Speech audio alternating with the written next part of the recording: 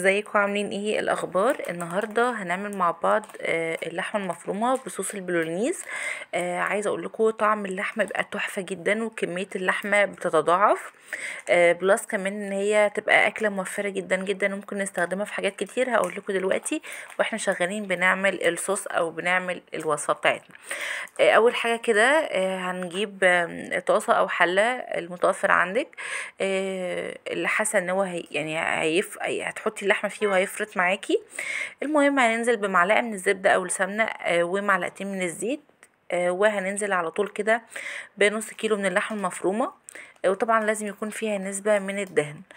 وهنبدأ ان احنا نشوح كده اللحمة مع المادة الدهنية اللي احنا حطيناها، سواء زبدة او سمنة او زيت، بس بصراحة انا بحط الاتنين، زيت او سمن او سمنة او زيت او زبدة، يعني المتوفر عندك. وهبدأ ان انا اقلب كده اللحمة بالشكل ده لحد ما هتلاقي اللحمة بتاعتك اتفتفتت كده من بعضها وشكلها بقى بالشكل ده. هبدأ ان انا احط كده ايه، معلقة من هريسة الشطة دي حسب الرغبة.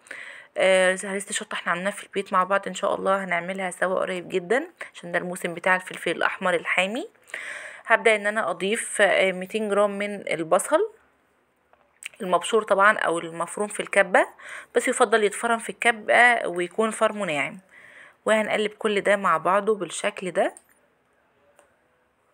بعد كده هنزل ب 100 جرام من الفلفل الالوان المفروم طبعا، او ممكن متقطع مكعبات، مفيش مشكله. انا كان متفرز عندي في الفريزر فطلعت كده ايه 100 جرام من الفلفل.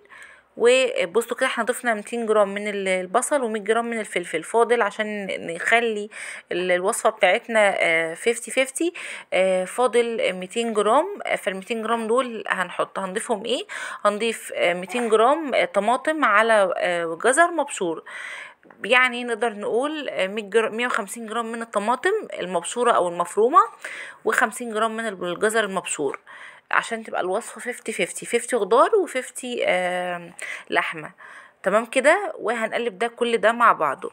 وضفت هنا معلقة من الصلصة الجاهزة او معجون الطماطم الجاهز، دوبته مع كوباية من المية وضفتهم كده على اللحمة بالشكل ده. هنضيف التوابل ايه، ملح وفلفل اسود وسبع بهارات او البهارات ال 11 بهار اللي لو عندكم متوفر مفيش مشكلة براحتكم خالص. هنا كان عندي توابل كده جاهزة فضفتها، يعني بديلة برضو، يعني حطيتها مع سبع بهارات او البهارات المشكله او بهارات اللحمه اي بقى. بصوا بهارات عندكم خاصه باللحمه حطوها، بتدي تيست طعم، بتدي تيست حلو قوي وبتعزز كده من الطعم. ممكن نضيفوا معلقه نص معلقه صغيره من الثوم المفروم مفيش مشكله، بس بصراحه ما ضفتوش في الوصفه. فبس كده بنقلب كل ده مع بعضه ونسيب بقى الوصفه بتاعتنا كده على نار هاديه خالص خالص لمده ساعه الا ربع ساعه عشان تنزل الصوص الاحمر بتاعها. بس لازم النار تكون واطيه جدا او هاديه جدا، علشان الطاسه بتاعتك او الحله بتاعتك ما تتحرقش او ما تتحرقش معاكي.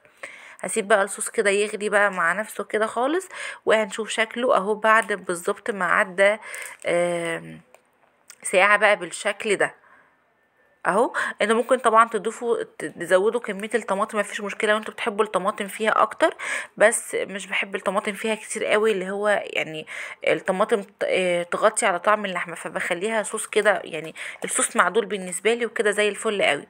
الوصفه دي بقى او اللحمه دي بعد ما خلاص استوت معاكي وبقت زي الفل، بتعملي ايه، ممكن تعبيها في اكياس وتدخليها الفريزر.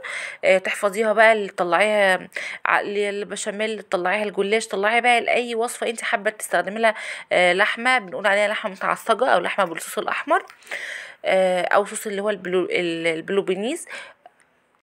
او ممكن تغمسوها كده بعيش بلدي، عيش شامي.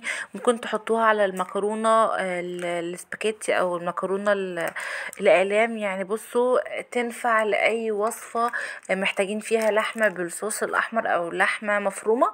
فبجد الوصفه دي كانت تحفه جدا جدا ووفرت معايا وعملت كميه حلوه قوي محترمه بصراحه.